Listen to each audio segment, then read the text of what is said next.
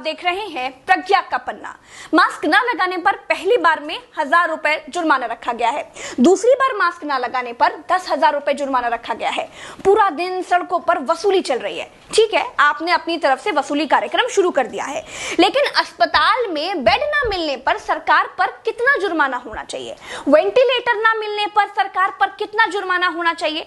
Corona test न होने पर सरकार पर कितना जुर्माना होना चाहिए? शमशान में मुर्दा जलाने के लिए लकड़ियां न होने पर सरकार पर कितना जुर्माना होना चाहिए? शमशानों में दिन दिन भर मुर्दा जलाने की वेटिंग के लिए सरकार पर कितना जुर्माना होना चाहिए?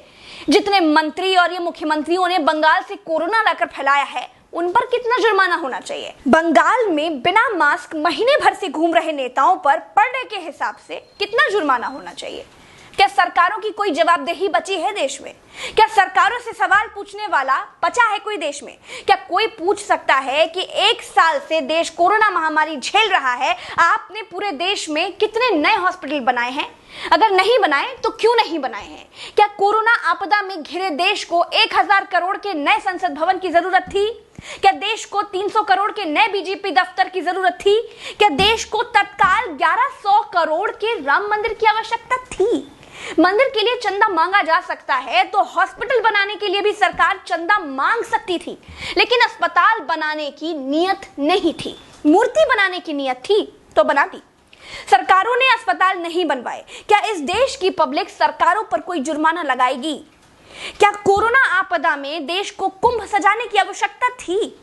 क्या देश को कोरोना महामारी के बीच बंगाल चुनाव में रैलियों की आवश्यकता थी? नहीं थी। देश को अस्पतालों की, डॉक्टरों की, कोरोना की दवाइयों की जरूरत थी।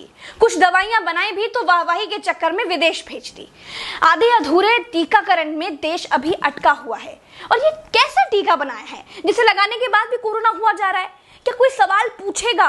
चीन ने कोरोना को फैलाया और पूरी तरह से कंट्रोल कर लिया। अपनी जीडीपी में रिकॉर्ड बढ़ोतरी कर ली। चीन से सब कुछ तो ले ही लिया है, सीख भी ले लो। देश में सब आत्ममुग्धता के शिकार हैं। सबको अपनी अपनी तारीफ चाहिए। कुछ ने तारीफ के लिए तो फौज पाल रखी है, और जिनका मन फौज से भी नहीं भरता है, उन्होंने तारीफ के लिए सूचना और जनसंपर्क विभाग बना दिए हैं। गाते रहिएगा ना, जनता का बैंड तो ऑटोमेटिक बज ही रहा है।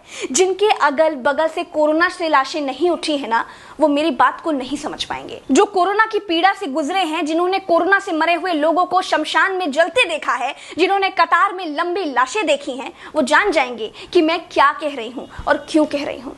चलते हैं। राम राम, जय हिंद, दुआ सलाम।